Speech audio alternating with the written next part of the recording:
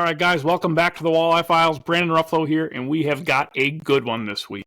We have the back-to-back National Walleye Tour champion, a two-time Dakota Walleye Classic winner. He is top 10 7 of his last 15 National Walleye Tour events. In 11 of the last 12, he's cashed a check in. He is the most consistent angler on the tour, in my personal opinion, and just a great person. He's a great fisherman, but an even better person. Loves to help people learn. Mr. Tom freaking Huynh. Great conversation with Tom. It was a lot of fun talking to him. It always is. Appreciate his time for hopping on the podcast. It's the third time, and truly, I think this might be the best one we've ever recorded. I'm super happy to have had him on. And we can't do that without our great sponsors, Striker Brands, Lake Effect Lures, Thunderhook Fly-Ins, Walleye Nation Creations, and Image 360. That's right, Image 360 out of Oshkosh, Wisconsin. I'm very thankful for all the people that have been watching. Thank you for watching. This is actually going to air, I think, Wednesday, the 24th, 2 days before I leave for Newfoundland.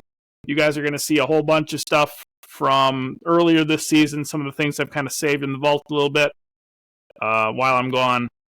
But more than anything, I just want to say thanks, everybody, for watching. I really appreciate all of you, all the views, all the likes, all the comments, the text messages, the phone calls, all the things that, that make me motivated to keep doing this and try to be better for you guys. I appreciate all of you. But Tom Huynh, guys, here we go. This episode of the Walleye Files is brought to you by Thunderhook Fly-Ins, the premium fly-in fishing destination in Ontario, Canada. Trophy walleyes, giant pike, and remote wilderness adventures await. Book your trip now at thunderhook.com. Tom Huynh, welcome back to the podcast, buddy. Yeah, thanks, Brandon. Thanks for having me on again. Oh, it's hard not to have you on, dude. You're winning everything you're in. It's been pretty impressive.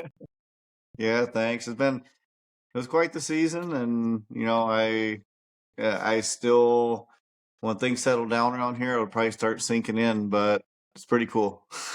Yeah, we were talking about it just before we started. You are the busiest man in fishing. Everybody wants you on. Everybody wants your take on things.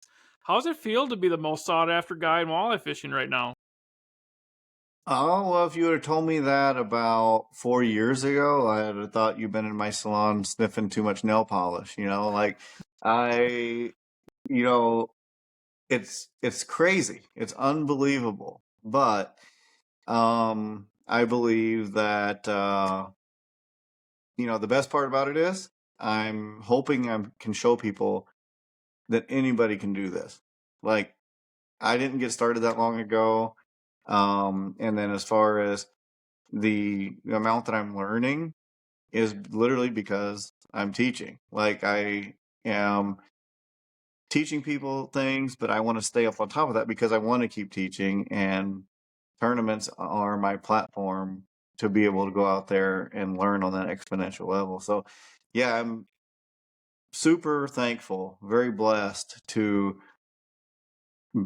be that person right now. And I'm busy, but it's a good busy, and I wouldn't trade it. Like, I wouldn't trade it for anything. If somebody would, like, winning a championship on its own is awesome, and then winning two is amazing, and then two in a row, like, I can't even fathom. It's just crazy. But I was talking to a buddy, like, I think I don't understand how it really keeps happening, but there has to be a reason, dude. There has to be a reason for this very much appreciated success.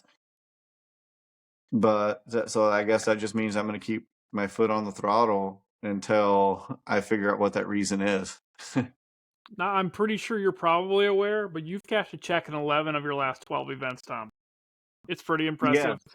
Yeah. Thank you. I go through a lot of stats. I do Yeah. a pretty good deep dive into everybody. I mean, 11 of your last 12 on the National Walleye Tour have been checked. 7 of your last 15 tournaments have been top 10s. So obviously, this is not a fluke. This is very much hard work driven. Jumping right into the championship, if you had to credit winning this tournament to something, to maybe one trait, would it be patience or confidence or being able to adapt to things? I mean, obviously all those things are, together are what helps you win, but is there any Yeah, one trait that makes you, that made you that much better in this event? patience. The reason I say that is I hear that a lot from people who are close to me in the fishing industry, whether it's people who fish with me a lot, which isn't a ton of people. Like Sean Grams, for example, he travels with me on the tour. He just to pre-fish, so he can learn, and he's my, I have so much confidence in him. Like if I have to take a phone call, he gets up there, and I'm perfectly 100% confident that he can see what I see. He's getting really good at this. Or Chase Parsons, Corey, Tommy Kimos, Nate Wolski. These people who spend a lot of time in the boat with me have the word that they use a lot is patience. They can't understand how I can sit on a spot for so long, and but what I'm doing is basically dissecting that. So in practice, I might sit on an area for way too long, but that's what benefited me in this tournament. A lot of times, so day one of the tournament, I go out to my spot, my area, and I didn't pick up the trolling motor that until I went back to the dock, and I weighed in probably an hour and a half, 2 hours early on day one. But anyway, I get out there and grind that spot, right, and got that 43 pounds. But when I went back out there on the final day to that same spot, I made one pass through there, which didn't take long, as you guys can see on my live. It didn't take long, and I saw absolutely zero fish, no minnows, no anything. So that patience that I took during pre-fish and on day one to go through there and study that area made me realize that on that day that I went out there and saw nothing, that's what told me, like, dude, you can't waste time here. You got to go. Like, my normal mind would have said, Tom, you need to go back through there again. You need to go just check it one more time. But then that's where confidence comes in. That's another trait that you said. I have the confidence with my forward facing sonar, with my boat control to tell myself, like, dude, you just went through there.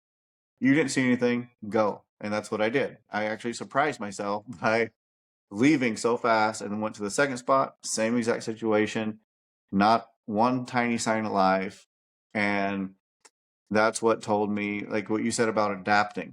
I wouldn't say that that's been a really good trait of mine in the past. But at this tournament, it was something, and that has given me the confidence going forward now that, okay, you did make the right decision. You knew in your head, like, what you had to do.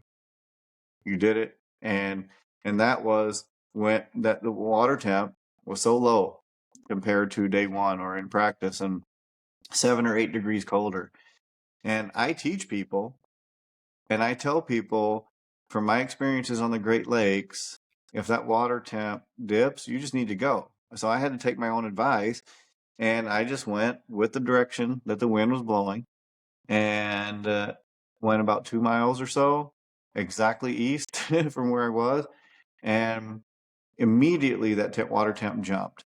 And when it did, that's when I was like, okay, I just have to start looking here, somewhere brand new to me, So that's what happened. So I would say patience is huge.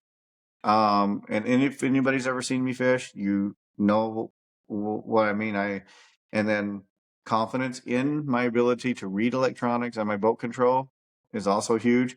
So I think those are the two of my biggest positive qualities, I guess, when it comes to fishing. Yeah, I think especially, you talked about the water temperature on the Great Lakes. I think being adaptable, and I'm not great at it either. I struggle with making the right decision when my A or B or C plans don't don't don't Mm-hmm. come to fruition. But I think being adaptable, especially in the Bay of Green Bay in late August and some of these other places that you've done really well at, makes you that much more of a dangerous angler. Yep. And just by putting all this stuff together now, You asked me what traits I attribute to the success, but I have to attribute a lot of the success to for the championship here to Corey Springle, because he didn't do well in the tournament at all. He's been struggling with that lately, and I think a lot of it has to do with, his history there. And in his mind is, do I troll? Do I because which I don't blame him. It's worked for him so well in the past. It would be a hard deal to, navigate there. It'd be a tough deal. But from what he has taught me on Green Bay with these water temps, and that kept me in practice just concentrated on a core area, which is the islands area, I call it. I don't know what it's called, but from Chambers down to the southeast to Hat and up to Sister Islands, that whole area in practice I'd never left, but I wanted to. I wanted to go check stuff where I've caught big fish the last few years, and he didn't stop me from doing it. But what he said was, he pointed out the reasons that it could affect with that big blow they were expecting, the wind direction. And so I just did it. I listened, and then focused on those areas, and so I do owe a lot of that to him and his vast knowledge on that body of water. Yeah, it's not a secret that Corey is probably the most dangerous angler when it comes to the Bay of Green Bay, in my personal opinion. Mm-hmm. He's taken my money a lot. He really has. He's really, really good. Yeah. And yeah, that's an absolute, it's incredible for you to have a guy like that where you can pick his brain, and it makes decision making a lot easier. I had guys ask me the same thing. Hey, should I go to Big Bay? Should I go check this? And I'm like, with your weather, I don't think I would go any farther than 15 miles from takeoff personally. And Mm-hmm. Mm-hmm. and that's where it was pretty much won. It was all within 15 to 20 miles of the takeoff, so it makes a lot of sense. How do you know? I'm just kidding. No, I was exactly 15 miles Yeah. from Yeah. the mouth of Yeah. the little river there. Pretty much exactly 15. Yeah. I Um, saw you one day, didn't I? Were you I out there think in pre-fish or no? just for a day with my wife, we went out playing around for a day, and Yeah.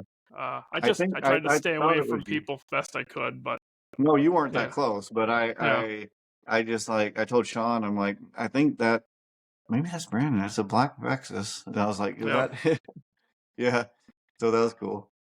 But yeah. that wasn't the spot though.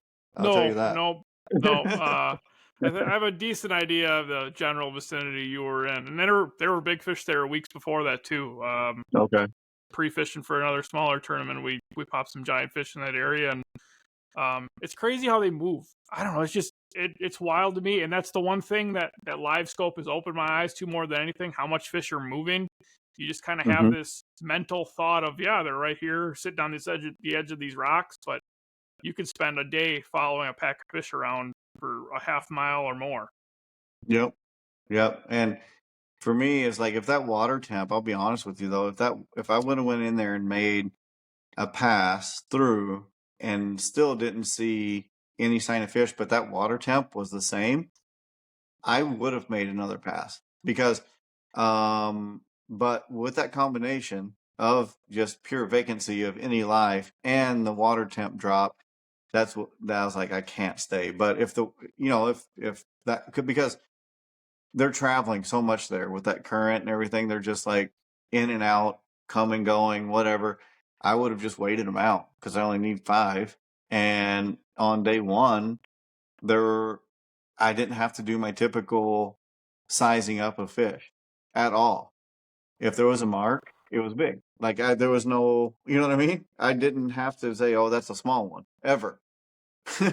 So Yeah, on the last day, I had to do a little bit of that, but it was unbelievable. That body of water is crazy. That's the first time I've ever caught a tournament limit, I believe, on Green Bay. that's I always wild. tell people. I always tell people though, anytime we've gone there, I struggle in practice with getting a limit, but I always tell people, if I do get a limit, I will probably win, because that place has been so good to me with my biggest quality fish that I've caught. Like, what was it last year in our tournament? Yep. We can only have 3. I had was it a 12-pounder, like 32-inch, 12-pounder. I only had 3 fish for the entire tournament and finished still 14th or 17th or something like that.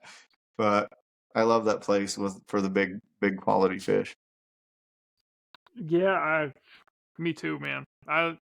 There's a lot of people that aren't super happy we're going to Green Bay twice next year, but I am not one of those people. I can't wait. I'm super Man, pumped to get back in.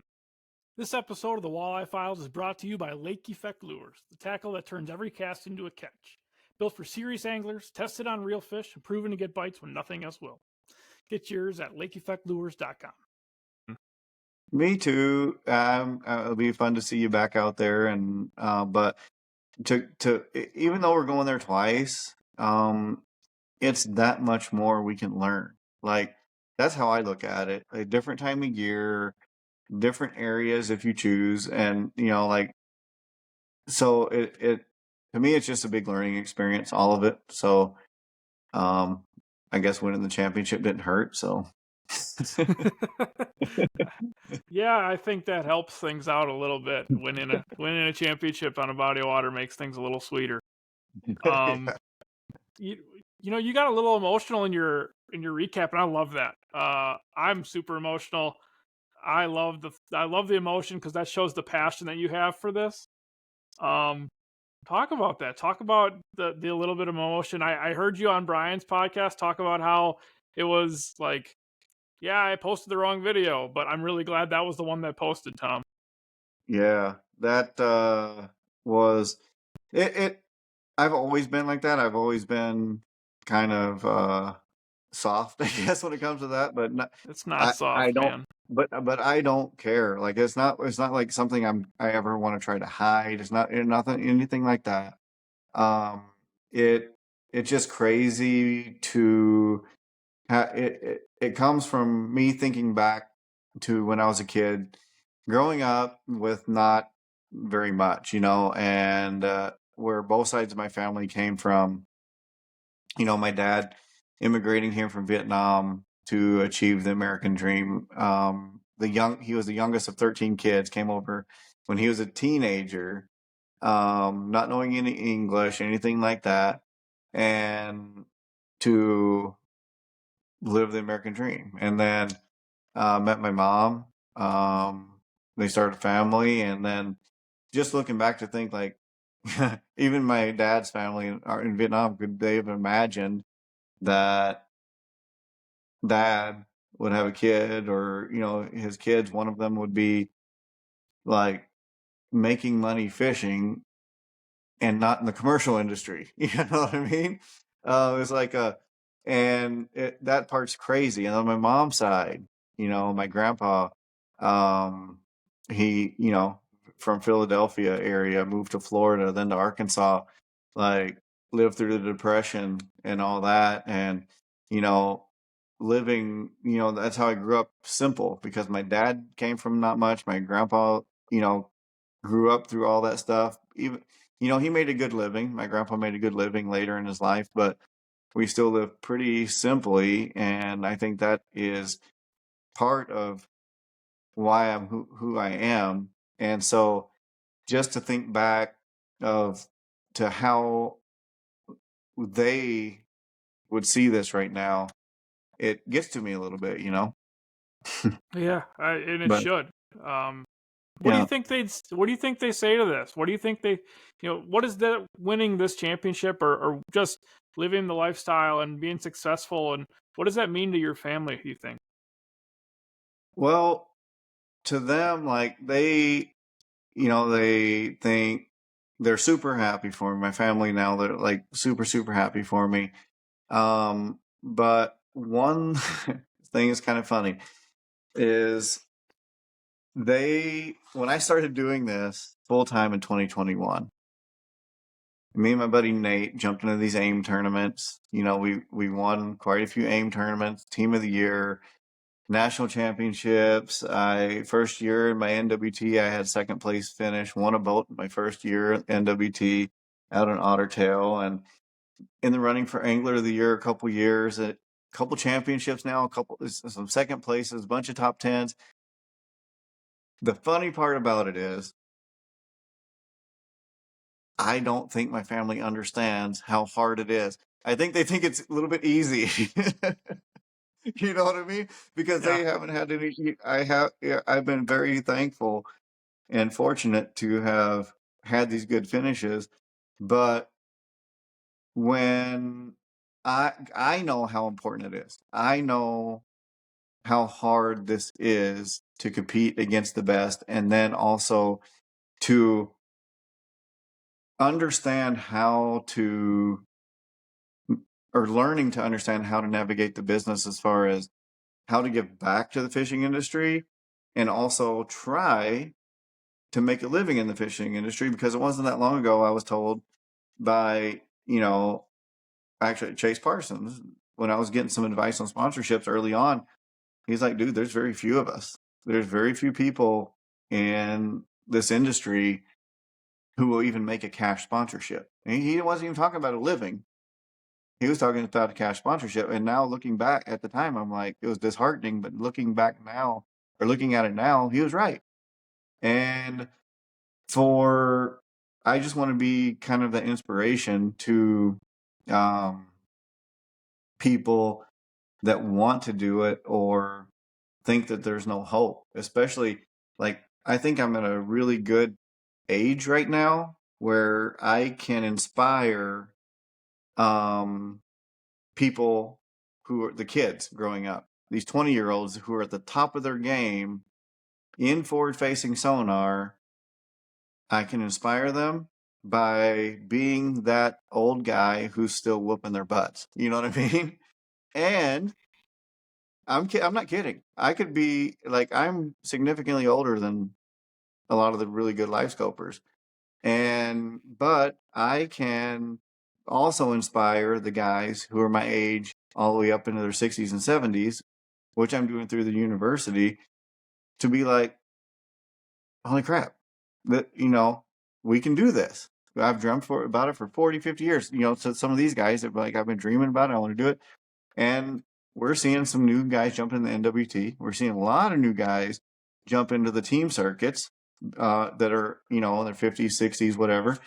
Just, but all of that combined, that's where I get emotional thinking like, I'm doing something that is a complete, I don't even know the word. I wouldn't say luxury, novelty, something completely out of the realm of what my dad had to do to make a living, what my grandpa had to live through to make a living. And, I like you said, I'm probably the busiest right now, and it's crazy. Like, I got on this podcast late because I was so wrapped up in, so many things going on that I put it in the calendar on the wrong time.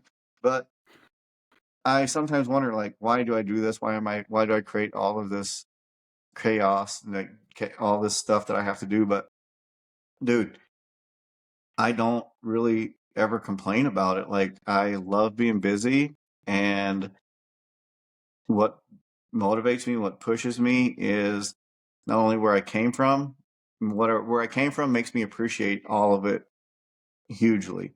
But then what motivates me is all of everybody out there watching this, anybody part of the university, every single person I meet at the boat ramps, um, along the road, who come up to me and show me pictures of fish they caught because of what I'm teaching them.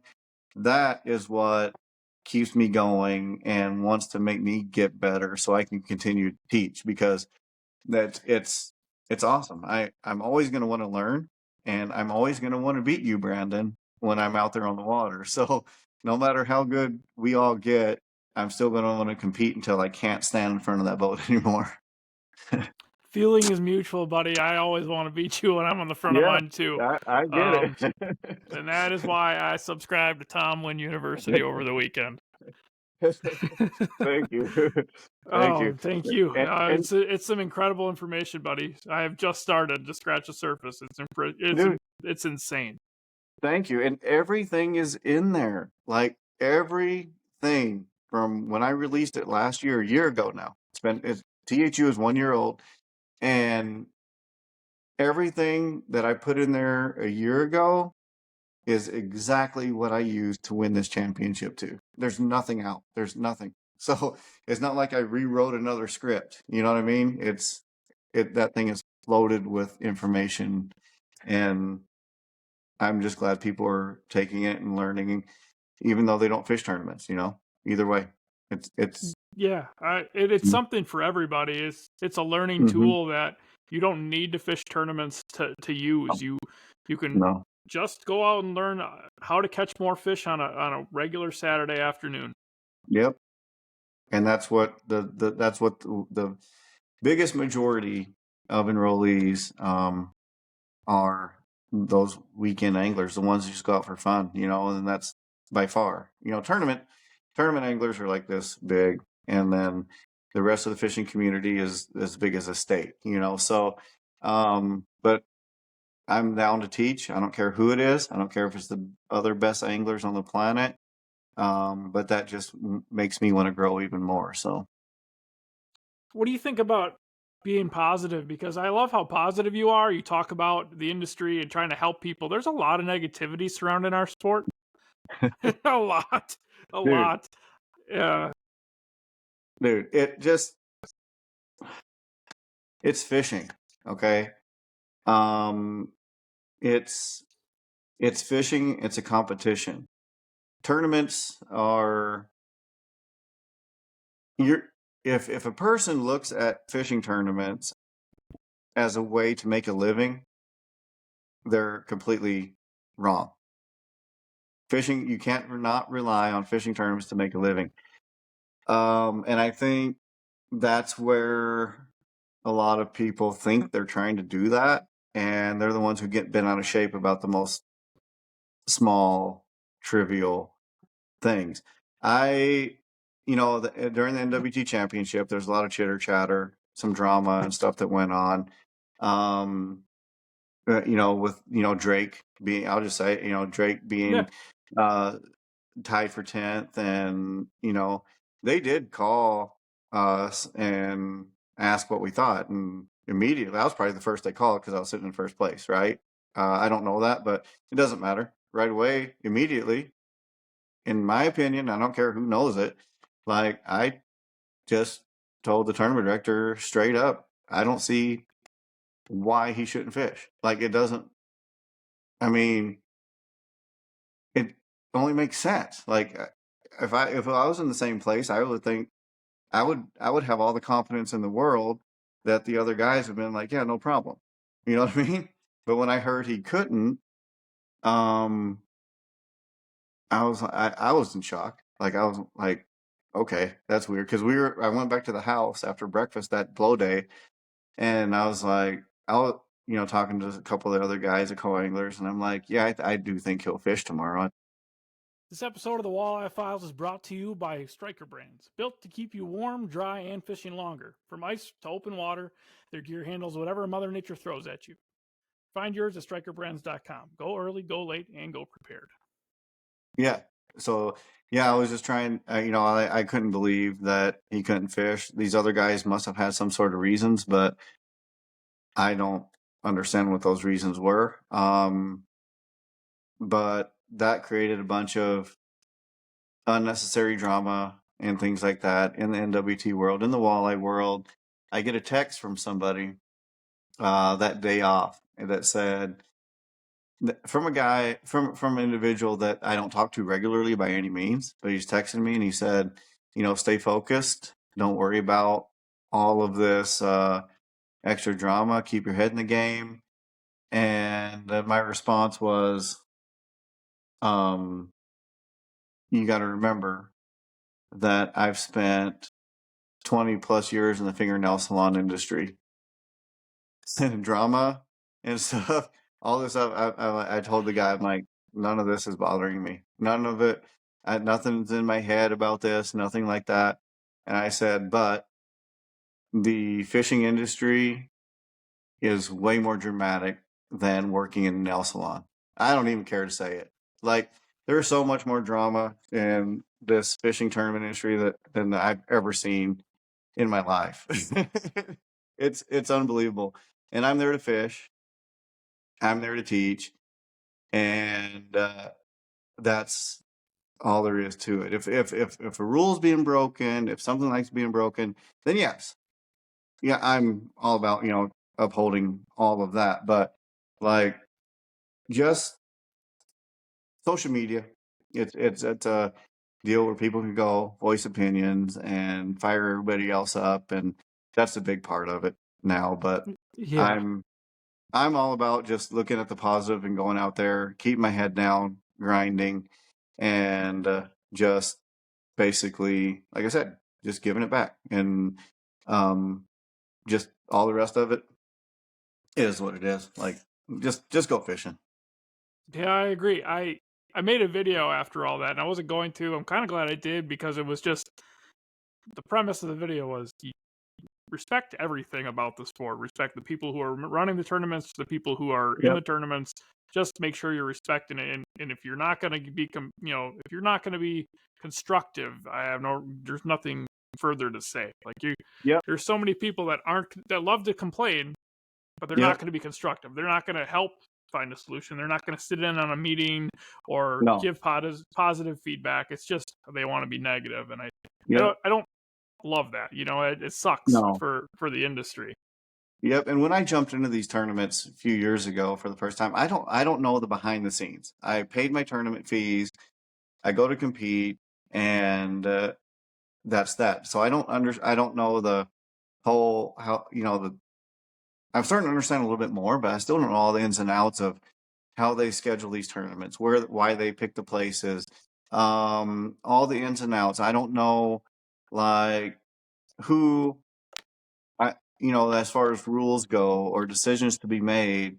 I don't know if it's 100% on the tournament director, or if the tournament director has to call his bosses or the owner and he just have to. Is he relaying stuff from them? Like, there's so many things that we don't know, or that I don't know, I should say. That's why I can't be that person to criticize, because I don't know the ins and outs.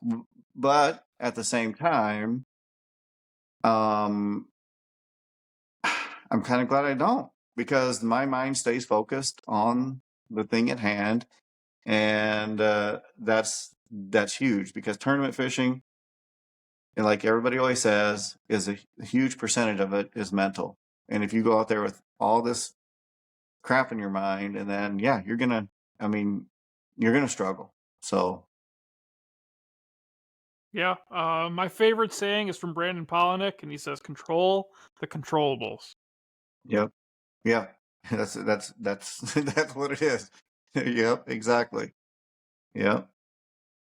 So moving forward, Tom, you don't have a lot of other things to win, but there's one thing that I think you're after, right?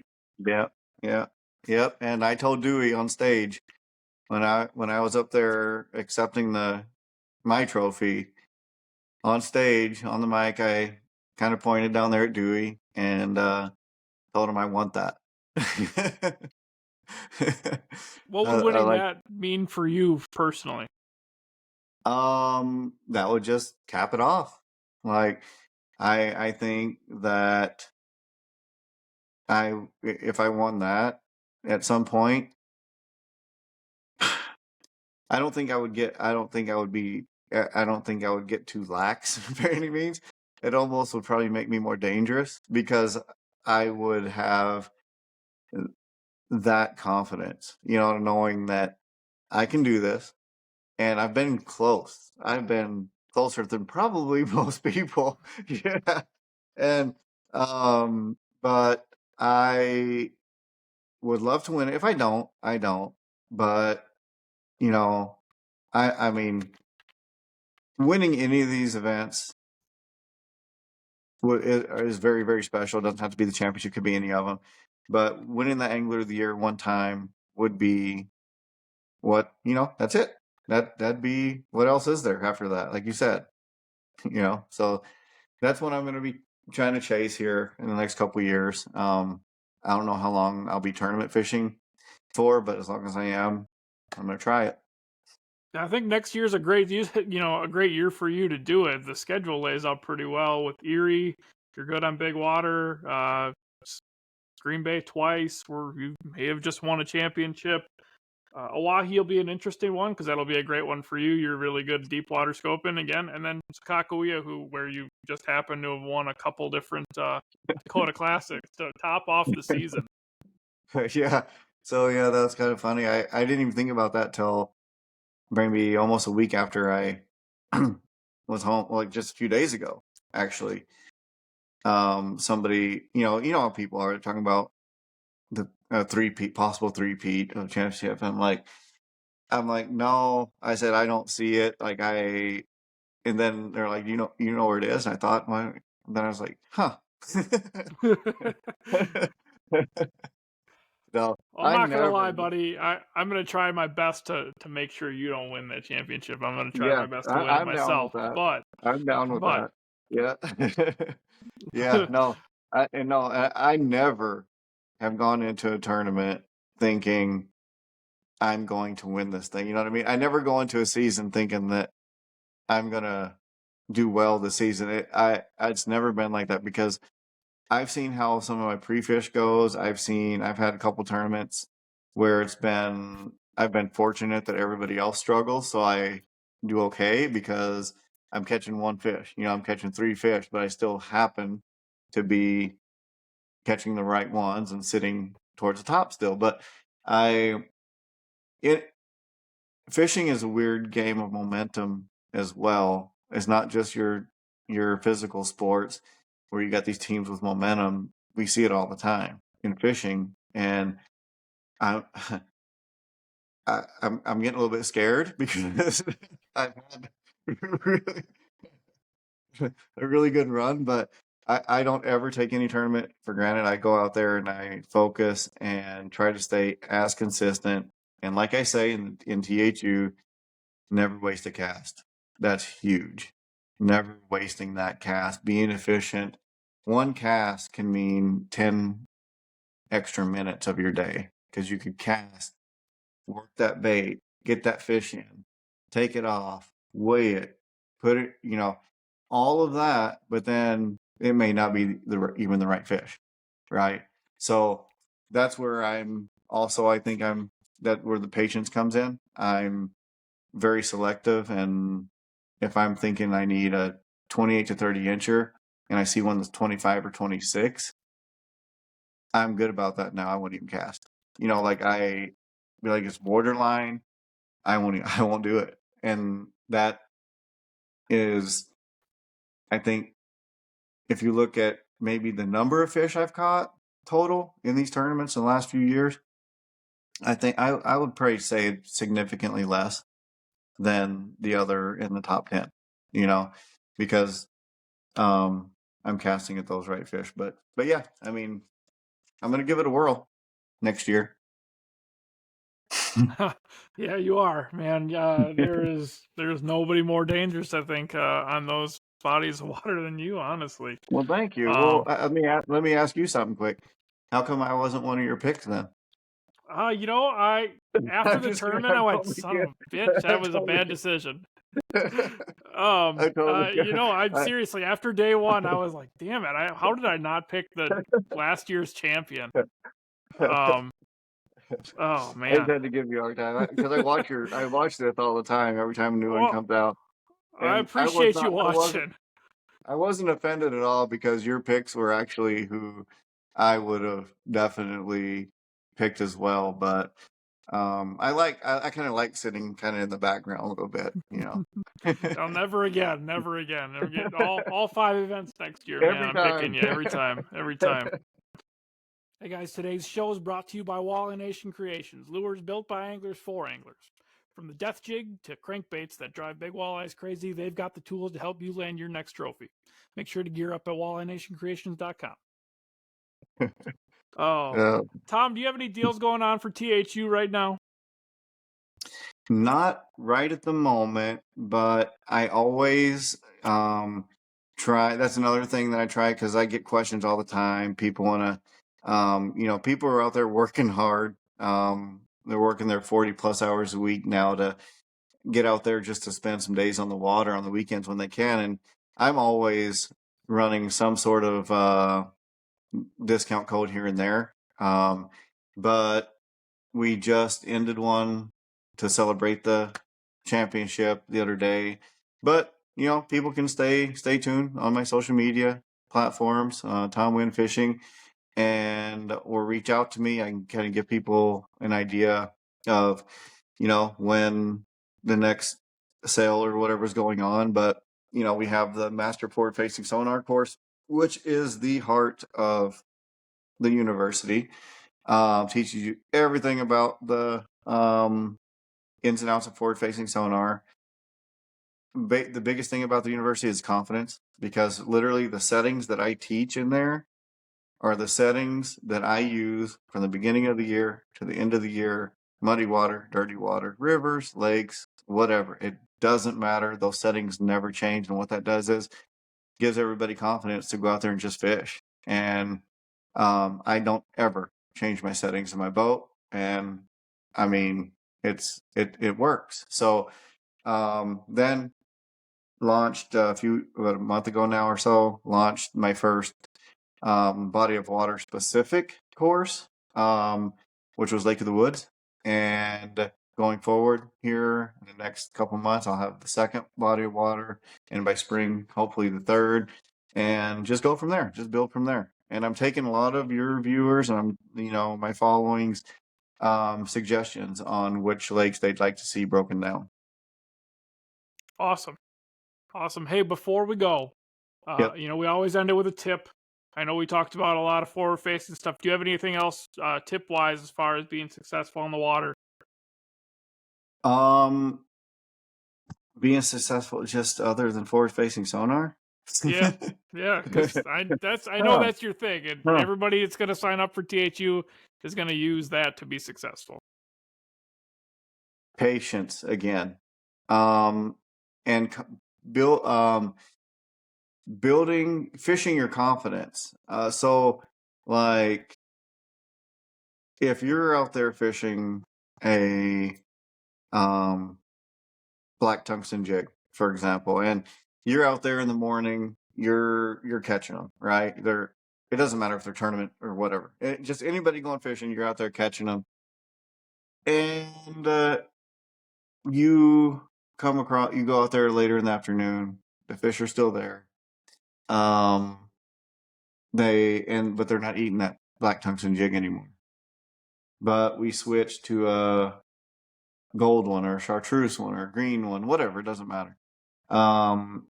Or let's just say, even to get in more detail, if there was a fish that, if the fish are still there or not there, if they're not there, right? We're like, what's wrong with our settings? What's wrong with the color? We're switching colors too much. We're doing this. Where our mind starts spinning out, even when we're not tournament fishing. But stick with your confidence. If they're biting that black one in the morning, they're still going to bite it. They either just shut down for a minute, the pressure, the barometer changed, something changed, they're just off for a second. But just stick with that confidence, especially in tournament situations. Stick with your confidence and don't quit letting your head spin out, right? Sean Grams, a few years ago, when I first met him and he started fishing with me a little bit more, at the time I didn't think anything of it. I just said, dude, like, keep it simple. Like, he was so surprised the lack of things I have in my boat.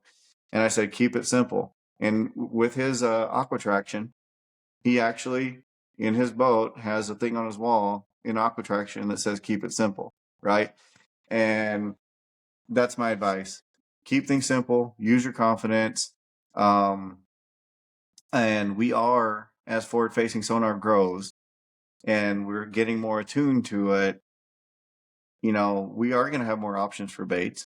I'm excited what the future is going to hold for more artificial baits coming out and tackle coming out, because we can see these fish now. We can see what they're doing, what they do want, what they don't want. And so, and that's what I'm trying to help too, is just show people what I catch everything on after every single tournament. Here's what I use. And guess what? It hardly ever changes. So, I mean, That's the thing. It's confidence. Keep it simple and yeah, educate yourself. Love it, buddy. Love it. Hey, I appreciate what you do for the industry. I think the industry appreciates what you do for the industry. Guys, you're two-time National Walleye Tour champion, Mr. Tom Huynh. Thank you, man.